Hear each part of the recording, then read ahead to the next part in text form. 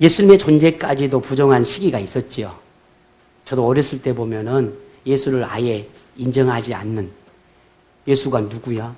어떤 사람인데? 나 몰라? 라고 하는 그런 시기가 있었던 것 같아요.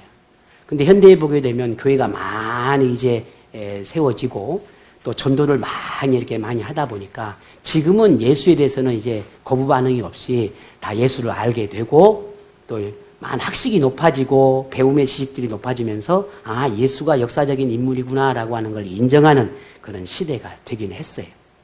그런데 문제는 예수라고 하는 인물이 역사적으로 실존했다라는 것을 인정하기도 하고 또 예수가 유대 사람이라고 하는 걸 이제 역사적으로 다 알게 되긴 했지만 문제는 이 예수가 했던 모든 삶, 그가 살았던 모든 삶이나 그가 가르쳤던 모든 가르침이나 교훈이나 이 모든 걸 기록해 놓았던 이 성경을 아직도 인정하지 않는 그런 모순점이 있다는 거예요. 예수는 있다라고 인정하면서도 예수가 가르쳤던 모든 가르침에 대해서는 부정하는, 예수는 인정하지만 그를 구원자로, 성경이 말하는 예수를 하나님의 아들로 인정하지는 않는다 하는 거죠. 사람들이 왜 이러한 태도를 갖게 될까? 예수는 알면서도 예수가 있었다는 그 실존 인물이라는 것을 인정하면서도 왜 그를 믿지는 못할까? 라고 하는 것을 생각해 볼 때 그 이유는 예수가 누구인지를 정확하게 알지 못하기 때문에 그렇습니다. 믿지를 못하는 거죠. 예수가 가르치는 모든 교훈의 가르침을 성경에 기록해 놨고 이 성경의 가르침이 진짜 진실이다라고 하는 것인데 예수가 진정한 인물임에도 불구하고 이걸 인정하지 못하는 것은 알지 못하기 때문이다. 예수가 누구인지를 진짜 참 그의 존재를 인정하지 못하기 때문에, 알지 못하기 때문에, 바르게 보지 못하기 때문이다라고 하는 겁니다. 그런데 비그리스도인만 그러는가? 아니에요. 교회를 다닌다고 말하는 그리스도인마저도 진짜 예수가 누구인지를 정확하게 아는 사람이 많잖아요. 물론 들은 이야기가 있고 설교를 통해서 듣기는 하지만 그게 안다라고 할 때 지식으로 아는 경우도 있지만 이 지식으로 아는 것이 내 마음 깊은 곳까지 내려와서 믿음으로 고백할 수 있는 단계까지 가야 되는데 그러지 못하는 경우들이 많다라는 겁니다. 어쩌면 그래서 우리는 교회에서 매주마다 듣는 예수의 이야기지만 이 예수의 이야기를 빼고는 교회에서 사실은 할 말이 없어요. 왜? 교회는 오로지 누구 이야기예요? 예수 이야기밖에 없거든요. 그러니까 그 생각이 나네요. 우리 인연이 어머니께서 저한테 그러더라고요. 우리 목사님은 참 세상 이야기 안 하고 예수의 성경 이야기만 하니까 참 좋더라라는 말씀을 하셨다고 그래요. 얼마나 제가 감동을 먹었는지요. 제가 우리 늘 그런 이야기를 합니다. 세상 이야기는 세상 속에서 얼마든지 들을 수 있어요. 드라마 이야기, 영화 이야기, 뭐 정치 이야기, 사회 이야기, 문화 이야기. 여러분 요즘은 스마트폰 다 제가 굳이 말 안 해도 저보다 여러분이 더 많이 알 수 있어요. 근데 교회 오면 무슨 이야기를 들어야 합니까? 예수 이야기 들어야 되거든요. 목사는 오로지 예수 이야기 하는 사람이거든요. 그러니 어제 듣고 그제 듣고 1년 전에 듣고 똑같이 들어도 오늘 또 들어야 합니다. 왜? 그 이유는 뭘까요? 참 우리는 얼마나 참 어리석냐면 다 잊어버려. 그게 또 은혜인 줄 몰라요. 왜? 잊어야지. 우리 목사님이 1년 전에 12월 31일 날 그 말씀을 오늘 또 하네. 그렇게 기억하시면 제가 어떻게 설교를 또 하겠습니까? 그죠? 그러니까 그것도 은혜예요. 저 문을 열고 나가는 순간에 모든 게 백지가 되는 거. 이것도 은혜나면 또 은혜예요. 왜? 다음 주 또 예수 이야기 또 할 거거든요. 그러면 또 이야기하면 또 은혜가 될까 안 될까요? 되겠죠. 그게 또 은혜라니까요. 근다고 또 자꾸 잊어버리지는 마시고. 그냥 오늘 저는 또 여러분에게 예수 이야기 하려고 하는 겁니다. 다른 이야기 하나 예수 이야기 할 거예요. 우리가 예수를 바르게 이해하고 바르게 배워서 바르게 믿는다면 그 신앙은 참 건강한 신앙이 될 겁니다. 근데 우리가 예수를 배우는 게 게을리하고 예수에 대해서 듣는 걸 게을리하고 소홀히 하면 우리의 신앙은 절대로 성장할 수가 없어요. 그래서 오늘 또 이제 특별히 이 정감축제를 통해서 여러분에게 예수 이야기를 좀 많이 하려고 합니다. 예수님을 바르게 이해하고 배워야 하는 아주 중요한 그 이유를 예수님께서 성경을 통해서 우리에게 말씀한 부분이 있어요. 누가복음 15장에 보면은 탕자의 비유라고도 하고 탕자를 기다리는 아버지의 비유라고도 말을 하고 있는 그 비유가 나옵니다. 여러분 다 아실 거예요. 한 아들이 두 아들 중에 두 번째 아들이 아버지에게 자신에게 돌아올 모든 재산을 다 달라고 하지요. 다 주니까 그놈 갖고 타지에 가가지고는 그냥 마음껏 쓰는 거예요. 그냥 얼마나 쓰고 싶었겠어요. 여러분 가만있어. 얼마를 주셔야 오늘 하루 종일 쓰셔도 남을까? 여러분 얼마면 하루 종일 써도 남을 것 같습니까? 끝이 없어요. 그런 것 같아요. 얼마를 준들 내가 그게 만족할 수 있겠냐고요. 근데 이 아들이 아버지에게 많은 재산을 받았으니 그냥 마음껏 쓰는 거예요. 먹고 놀고 즐기고 친구들 만나고 그냥 온통 다 탕진해 버립니다.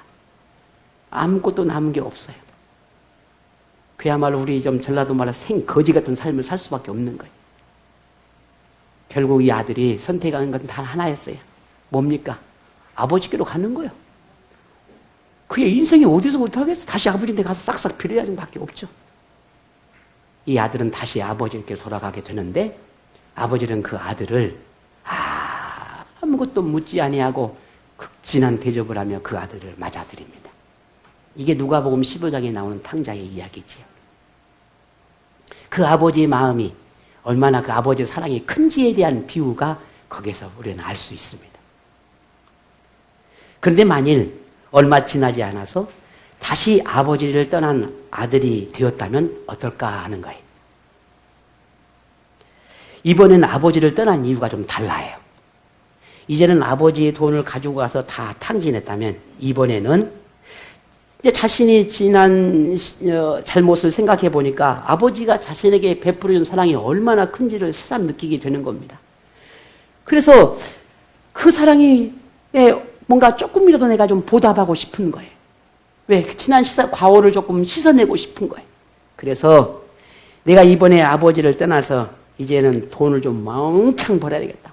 돈을 왕창 벌어가지고 지난 다 까먹은 것도 좀 아버지에게 좀 이렇게 좀 돌려드리고 또 나도 좀 우리 좀 흔히 말로 좀 가오도 좀 쓰고 이렇게 좀 하고 싶은 생각이 드는 거예요. 그래서 아버지를 떠나서 돈을 열심히 법니다. 얼마나 벌었을까? 이 아들은 성공적인 삶을 삽니다. 돈도 많이 벌어서 과거에 내가 다 탕진해버린 만큼의 돈도 좀 벌었고 또 아버지한테 가서 좀 뭔가 좀 이제 좀 자랑도 할 만한 성공적인 삶을 살아가게 되었습니다. 그리고 아버지에게 돌아옵니다. 아버지에게 자랑할 거 생각하니까 얼마나 기쁘고 행복한지 아버지에게 돌아왔어. 집으로 돌아오는데 아버지가 계시잖아요. 아무리 찾아도. 이 아들이 아버지에게 기쁨이 되기 위해서 열심히 돈을 벌어 갖다 드리면 좋을 것 같아 돈을 벌었는데 그 사이에 이 아버지가 돌아가신 겁니다. 이 아들은 말할 수 없이 슬펐습니다. 아버지의 기쁨이 되고 싶었는데 정작 아버지의 기쁨이 되기 위해서 내가 살아왔고 그렇게 했는데 아무것도 아버지에게 진정한 나의 기쁨을 드릴 수가 없게 된 것입니다. 그런데 이 아들의 마음이 더욱 아프게 된 것은 아버지가 죽기 전 남겼던 유서였습니다. 그 유서에 이렇게 기록된 겁니다. 사랑하는 아들아, 나에게는 아무것도 필요 없단다. 정말로 내게 필요한 것은 바로 너와 함께 있는 것이었단다. 내가 정말 네가 보고 싶구나 라고 하는 편지였습니다. 물론 이 이야기는 그저 유추해내고 우리가 함께 좀 고민해보고 싶은 이야기이지요. 성경에는 기록된 이야기는 아닙니다.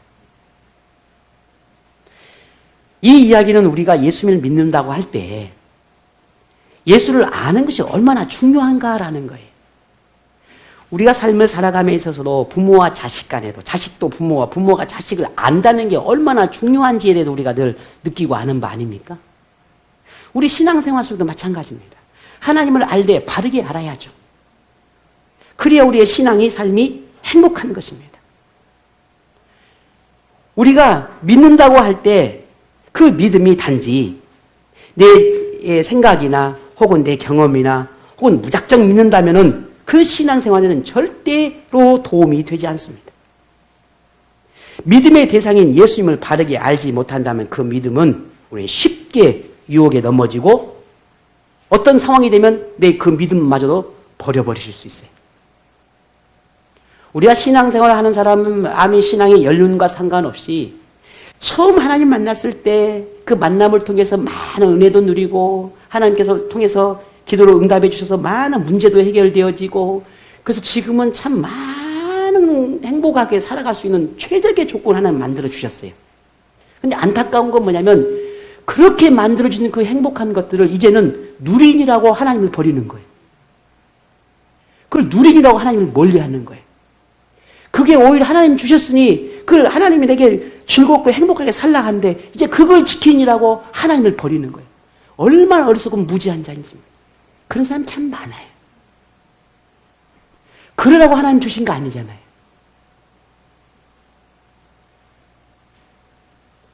오늘 우리가 예수님의 그 마음을 진짜 안다면 절대 그럴 수 없어요. 오히려 더 하나님을, 오히려 더 예수를 찾지 그렇게 혼신짝 버릴 수 있는 게 아니에요. 우리 인간도 마찬가지거든요. 우리 인간 세상 속에서도 내게 뭔가 사랑을 베풀어주고 뭔가 좋은 어떤 내게 선을 베풀어주면 그 사람을 평생 기억하잖아요. 할 수만 있으면 그에게 좋은 뭔가를 내가 보답해드리고 싶은 게 보통 우리 사람의 마음이잖아요. 근데 하물며 하나님인데 하나님에게 그런 태도를 보인다면 우리가 어떻게 하나님을 그 믿음이 진실한 믿음일 수 있겠냐라는 거예요. 그럴 수 없는 거거든요. 그래서 우리에게 이 믿는다고 할 때 이 믿음은 감성도 필요하고요. 영성도 필요하지만요. 지성도 필요한 겁니다. 바르게 알아야 된단 말이에요. 자, 그러면 건강한 그리스도인이 되기 위해서 우리가 그리스도인이라면 반드시 알아야 할 예수님이 누구인지에 대해서 오늘 몇 가지를 이야기하려고 합니다. 하나님은 사람이 예수님을 알고 느낄 수 있도록 우리 안에 사람마다 그 본능이라는 게 있습니다. 다 본능을 주셨어요. 이 본능을 주신 것은 하나님이 우리를 창조했다라고 하는 증거이기도 합니다. 이 본능이라는 게 뭘까? 성경은 이것을 양심이라 그랬어요. 양심. 모든 사람들에게는 다 양심이라는 게 있습니다. 그래서 이 양심은 자신이 죄인이라는 것을 깨닫고 그리고 하나님을 필요로 하고 또 하나님이 내게 있어야 한다라고 하는 하나님을 찾도록 그렇게 느끼는 내 의식이 이게 양심이라는 겁니다. 그래서 세상에는 양심이 없는 사람은 없지만 그런데 단지 그 양심이 더럽혀지고 무뎌진 사람이 있을 뿐이에요.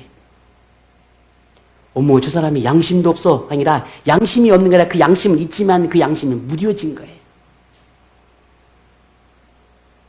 하나님을 찾는 사람은 적어요. 그러나 하나님을 필요로 하지 않는 사람은 세상에 없어요. 모든 사람이 다 하나님 필요해요. 그런데도 하나님을 찾고 필요하다는 것을 부정하고 그런 자신을 인정하지 않으려 하고 스스로 악을 선택하는 경우가 많습니다. 그래서 예수님은 이런 사람의 양심이 무뎌지고 더럽혀지면 선을 택하는 것보다 악을 더 좋아하는 것을 알고 계셨기 때문에 자신이 누구인지에 대해서 직접 보여주고 싶으셨습니다. 그리고 직접 가르쳐 주셨습니다. 왜? 그렇게라도 사람들이 예수님이 누구인지를 깨닫기를 바라셨기 때문에 그렇습니다. 이런 예수님의 간절한 마음을 담아낸 말씀이 바로 오늘 우리가 나눴던 말씀이에요. 어떤 말씀이에요? 오늘 함께 읽었죠. 예수께서 이르실 때 내가 곧 길이요 진리요 생명이니 나로 말미암지 않고는 아버지께로 올 자가 없느니라 하는 말씀입니다. 여기서 우리는 예수님을 자신을 가리켜서 길이다, 혹은 진리다, 생명이다 라고 말씀하시는 이 세 가지 표현에서 아주 우리는 중요한 교훈을 얻게 됩니다. 먼저 보겠습니다. 먼저 예수님이 자신을 가리켜 길이라고 했는데 이 길이라고 하는 것은 하나님과 하나님 나라로 연결해 줄 수 있는 길이라는 의미예요. 다시 말해서 내가 하나님의 나라로 가려면 예수 믿지 않고는 불가능하다는 겁니다. 그게 길이라는 의미예요. 사람이 가야 할 선한 길, 옳은 길이 무엇인지를 보여주고 가르쳐줄 수 있는 분, 그분이 예수라는 말입니다. 사람이 후회하는 가장 큰 이유가 무엇입니까? 내가 하지 않아야 할 것을 하고 나면은 꼭 후회해요. 가지 않아야 할 길을 가고 나면 꼭 후회합니다. 옳지 않은 것을 선택하기 때문에 우리는 후회할 수밖에 없습니다. 근데 그 옳지 않다는 걸 알면서도 또 선택을 해. 그게 오늘 우리의 그런 연약한 존재라는 거예요. 그렇게 우리가 생각하고 고민한 것과 다른 삶을 살아갈 때가 참 많아요. 안 돼. 이러면 안 돼. 그러면 다음에 또 하고 있어. 이래야지 했는데 또 안 그래. 이게 오늘 우리의 모습 아닙니까? 그래서 성경에 우리에게 이렇게 말합니다. 잠언서 16장 25절에 어떤 길은 사람이 보기에는 바르나 필경 사망의 길이니라 했습니다. 내가 생각하기에 이게 옳고 바른 길이라고 생각해서 그 길을 간다 할지라도 그 길이 꼭 옳은 길이라고 할 수는 없다라는 거예요. 왜? 그 길을 옳고 그르다라고 판단하고 정하는 것은 누가? 내가 아니라 하나님이 하시기 때문에 그래요. 그래서 우리 사람은 후회라고 하는 이유가 바로 거기에 있는 것입니다. 그래서 예수 믿으면 예수님을 위해서 우리는 그 후회스러움을 조금 더 하지 않는 그런 삶을 살아내도록 누가? 예수님이 도와주신다는 것. 저는 이 말씀이 진리임을 믿어요. 왜? 만약 내가 예수님의 내 인생의 길 되시지 않았다면 저는 오늘 이 길을 가지 않고 다른 길을 가고 있을 겁니다. 여러분도 그러지 않습니까? 그러니 예수님이 길이라는 것은 진리이죠.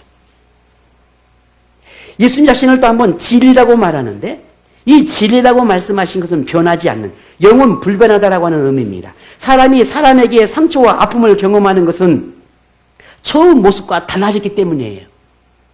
처음에는 너무 좋았는데 시간이 흐르니까 그게 아니네 라고 생각하니까 거기서 오는 상처와 아픔이 경험되어지는 거죠. 사람에게서 신뢰가 무너지고 처음 약속이 지켜지지 않는 경우는 참 허다합니다. 많습니다. 자신의 이익과 상황에 따라 사람은 변합니다. 변하지 않는 사람은 없습니다. 단 한 사람도 없습니다. 인류 역사상 변하지 않는 사람은 단 한 사람도 없습니다. 앞으로도 없습니다. 다 변합니다. 모두가 변합니다. 그래서 사랑의 관계가 때로는 원수의 관계로 변하고 배신과 배반이 우리의 삶 가운데 비일비재하게 일어납니다. 왜? 변하기 때문에 그렇습니다. 그런데 만일 여러분이 일평생 신뢰가 무너지지 않고 완벽한 그런 관계를 형성할 수 있는 어떤 것을 찾는다면 세상으로부터 받은 상처와 고통과 절망으로부터 회복과 희망을 찾고 싶다면 그 모든 것을 만족할 수 있게 하실 수 있는 분이 예수님입니다. 저는 그래서 예수 만난 게 내 인생의 가장 큰 행복이라고 생각을 합니다. 이것을 성경에 뭐라고 말씀하셨냐면 히브리서 13장 8절에 예수 그리스도는 어제나 오늘이나 영원토록 동일하시니라 했습니다. 변함이 없다는 거예요. 그래서 우리가 믿을 만한 거예요. 그래서 우리가 예수님의 신앙의 대상으로 삼을 만한 것입니다. 예수님을 생명이라고 하시는 것은 영원한 생명, 죽음으로부터 끝나는 인생이 아니라 또 다른 인생을 줄 수 있는 분이라는 의미입니다. 인류 역사상 죽음으로부터 완전히 벗어난 존재는 없습니다. 혹 누군가가 영생의 비결이 있다고 말하면 그것은 거짓말입니다. 그러나 사람의 능력이 아니라 신의 능력으로 가능하다고 말하면 그것은 예수님입니다. 이것이 오늘 예수님 우리에게 생명이다라고 말씀하신 이유예요. 예수님만 우리에게 영원한 생명을 주신다는 말입니다. 예수님만 내게 생명을 줄 수 있는 분이에요. 이 생명마저 내 스스로 끊어버리고 싶은 그런 절박하고 고통스러운 삶을 살아가는 사람이 의외로 우리 주변에 많아요. 그런데 그런 사람들에게 정말 희망이 될 수 있는 게 뭘까? 저는 예수라고 생각합니다. 우리는 거기까지 극한의 어떤 상황까지 타지 않더라도 우리의 삶 가운데 희망이 되고 소망이 되고 다시 우리의 삶을 살아낼 수 있는 그 힘이 되고 용기가 될 수 있는 게 뭘까? 그 예수입니다. 오늘 저와 여러분이 믿는 예수. 그 예수란 말입니다. 그래서 우리에게 예수님이 나는 너에게 생명이 된다라고 말씀하고 있습니다. 예수님이 자신을 길, 진리, 생명이라고 말씀하신 것에 대해서 오늘 이 성경 시대의 사람들은 믿었을까? 아니요. 이 사람들도 믿지 못했어요. 예수님 당시에도 믿지 못했습니다. 그러면 그를 따르는 제자들은 어땠을까? 물론 그들도 확신이 부족했습니다. 그런데 그들의 생각이 변화되고 사람들의 생각이 변화되는 순간이 찾아옵니다. 예수님이 십자가에 죽으시고 사흘 후에 부활하시고 자신들이 보는 앞에서 예수님이 승천하신 것을 보고는 사람들뿐만 아니라 그를 의심했던 많은 사람들이 그리고 제자들이 예수님의 모든 말씀이 진실이었구나 라고 하는 것을 믿게 됩니다. 확신하게 됩니다. 그중에 여러분이 잘 아는 이 베드로가 예수님에게 이런 고백을 하죠. 사도행전 4장 12절에 보면 다른 이로서는 구원을 받을 수 없나니 천하 사람 중에 구원을 받을 만한 다른 이름을 우리에게 주신 일이 없다 했습니다. 그러면 우리를 구원해 주실 분이 오직 누구라는 겁니까? 예수뿐이다 라고 베드로가 고백하는 것입니다. 더는 의심할 수도 의문을 가질 수도 없었던 거죠. 예수님의 가르침이 허무맹랑한 것처럼 들렸지만 그 모든 것들이 사실이었습니다. 이것이 지난 수천 년의 역사 속에서 이것을 깨닫는 수많은 사람이 예수님을 믿고 그리스도로 살아가는 이유입니다. 오늘 저와 여러분도 똑같은 것입니다. 예수님은 우리와 인류를 죄와 악으로부터 구원할 수 있는 유일한 분입니다. 여러분 믿으십니까? 예수님만이 사람을 구원할 수 있는 하나님의 능력을 가졌고 예수님만이 저와 여러분 모든 인간의 감정과 생각과 마음 그 모든 것을 이해할 수 있는 완전한 분입니다. 가끔 저도 여러분도 뭐 더지만 제 아내고도 그래요. 뭐 20년 30년 이제 가까이 살아가면서 아직도 모르겠다는 거예요. 제 아내가 저를 모르겠대. 모르는 게 당연하죠. 옛날 우리 어르신들이 하는 말씀이 있어요. 10길의 물속은 알아도 한 길의 사람 속은 모른다. 들어보셨습니까? 이런 말 하면 나는 꼭 무슨 한 80대 노인 같은 생각이 들 때가 가끔 있어요. 몰라. 사람은 절대 몰라. 평생 50년 60년 같이 살아도 몰라. 알 수가 없어. 근데 그걸 누가 알아요? 하나님은 알아요. 예수님은 알아요. 그래서 내게 필요한 것이 뭔지 내가 지금 뭐가 있어야 되는지 하나님은 다 아시기 때문에 때로는 내게 위로로 때로는 내게 격려해주고 때로는 내게 건강함으로 때로는 내게 물질로 때로는 내게 많은 보살핌으로 많은 것들로 내게 다가오시는 그런 분이십니다. 예수님보다 더 완벽한 사람은 없습니다. 세상에 어떤 사람과도 비교할 수 없는 도덕적이고 윤리적이고 깨끗한 분입니다. 사람이 살아낼 수 있는 최고의 선보다 더 완벽한 선을 이루신 분이 예수님입니다. 이런 예수님을 성경은 뭐라고 말합니까? 요한일서 3장 5절에 그가 우리 죄를 없애려고 나타나신 것을 너희가 아나니 그에게는 죄가 없다 했습니다. 죄가 없어요. 그래서 우리는 예수님을 우리의 신앙의 대상으로 삼을 수 있는 유일한 분이 될 수 있는 것이고 오늘 저와 여러분의 모든 인생을 걸 만한 충분한 분이 되는 것입니다. 지금까지 여러분은 예수님에 관한 이야기를 듣고 있는데 어떤 생각이 듭니까? 예수님이 사람의 죄에서 자유롭게 하고 천국을 줄 수 있는 유일한 구원자라 하고 인생의 모든 것을 다 아시는 분이어서 믿을 만한 분이라고 말하고 있습니다. 여러분은 어떤 생각하십니까? 여러분 믿어지시나요? 여기에 대해 동의할 수 있겠습니까? 어쩌면 믿음과 확신이 있을 수도 있겠지만 아직은 그러한 믿음이 아닐 수도 있습니다. 아니면 이제 막 신앙생활을 시작하면서 그 말씀에 대한 어떤 확신과 이제 믿음들이 정말 이제 막 시작할 수도 있습니다. 그럼 여러분이 조금 위로가 될까요? 오늘 이 예수님께서 말씀하신 모든 성경의 말씀이 예수님 당시에도 다 믿었느냐? 아니라 했지요. 근데 지금 우리는 믿고 있으니 그나마 요만큼 좀 나은 사람일까요? 옆에 분에게 이렇게 꼭 얘기해야 돼요. 집사님은 나보다 낫습니다. 이렇게 하셔야 돼요. 왜? 이분 믿으면 훨씬 좋을 수도 있거든요, 나보다. 얼른 하세요. 집사님, 나보다 낫습니다. 집사님, 나보다 나은 거예요. 예. 홍석조님, 신사임보다 낫지요? 아, 그래요? 저는 가끔 제 아내하고 하면요, 아, 제 아내가 나보다 믿음이 더 좋은 것 같다라는 생각이 들 때가 진짜 많습니다. 예, 부끄러운 고백이지만 그래요. 때로는 그럴 때가 있습니다. 아, 저런 분 나보다 믿음이 훨씬 좋다. 나보다 낫다. 야, 이 목사지만 부끄럽다. 한 생각 들 때가 있어요. 모르는 거예요. 믿음이 더 좋을 수 있어요. 옆에 분에게. 그럼 난 해야 돼. 나보다 믿음이 좋습니다. 훌륭한 거예요. 제가 여러분도 저보다 믿음이 훨씬 좋은 분이 있을 수 있어요. 저보다 훨씬 더 아름다운 신앙생활 할 수 있는 분이 있을 수 있어요. 제가 모르지만. 여러분이 저 알아요? 몰라요. 내가 얼마나 베일 속에 숨겨서 살고 있는데 아무도 모르게.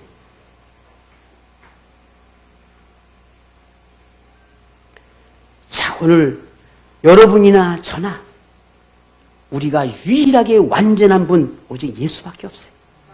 그래서 그분을 믿고 그분을 의지하며 살아가는 것입니다. 오늘 성경에도 그들을 믿지를 못했어요. 예수님은. 그래서 예수님이 그들에게 그런 모든 가르침이 진실하다는 것을 완벽하게 보여주기 위해서 십자가에 죽으셨고, 그리고 구원자라는 것을 십자가를 통해서 확증시켜 주었습니다. 그런데 예수님의 십자가에 죽었음에도 불구하고 그럼에도 불구하고 그들이 또 믿지를 못해요. 그래서 더욱 분명히 드러내 보이셨는데 그것이 부활이에요. 내가 죽어도 못 믿어. 내가 십자가에 매달려 있음에도 그들이 믿지를 못해. 구원자임을. 그래서 죽음에서 다시 살아납니다. 부활한 예수님의 모습을 그들에게 보여줍니다. 왜? 내가 내게 영생을 준다라고 말했는데 내가 내 죽음을 이기고 일어났다. 그럼 내가 내게 영생을 줄 수 없겠느냐? 난 너에게 영생을 줄 수 있다. 내가 너에게 영생을 주겠다는 말이 난 거짓이 아니야. 진짜야. 라고 하는 걸 부활을 통해 보여주셨습니다. 그 부활을 목격한 많은 사람이 드디어 조금씩 이제 마음이 열리기 시작했고, 그리고 많은 사람들이 변화가 시작이 되었습니다. 그리고 얼마 후에 예수님은 자신을 믿는 제자들과 사람들을 보는 앞에서 이제 하나님의 나라로 다시 올라가게 됩니다. 왜? 모든 하나님의 꿈들이 예수님이 원하시는 것들 다 이루었기 때문입니다. 이걸 성경에는 뭐라고 말합니까? 승천이라고 말하지. 하나님 나라로 가셨어요. 마가복음 16장 19절에 주 예수께서 말씀을 마치신 후에 하늘로 올리시사 하나님 우편에 앉으시니라 했습니다.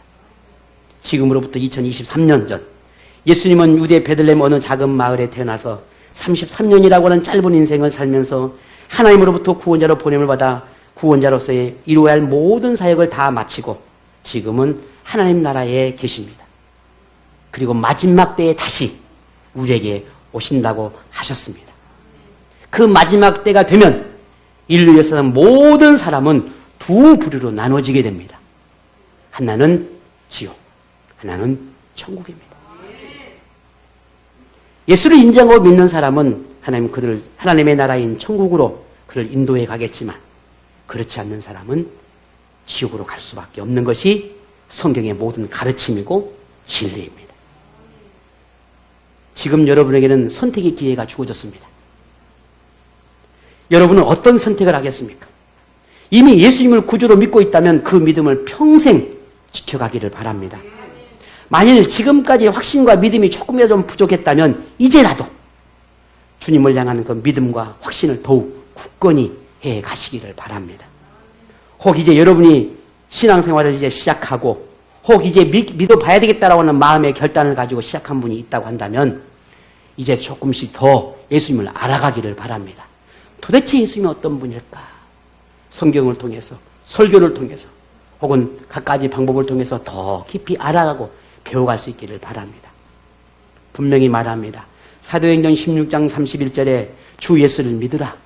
그리하면 너와 내 집이 구원을 받으리라. 이 약속의 말씀을 믿으시기를 바랍니다. 믿는 여러분에게 구원의 은혜가 임하기를 축복합니다. 지금 여러분의 선택이 절대로 잘못되지 않았다는 것을 여러분 알게 될 겁니다.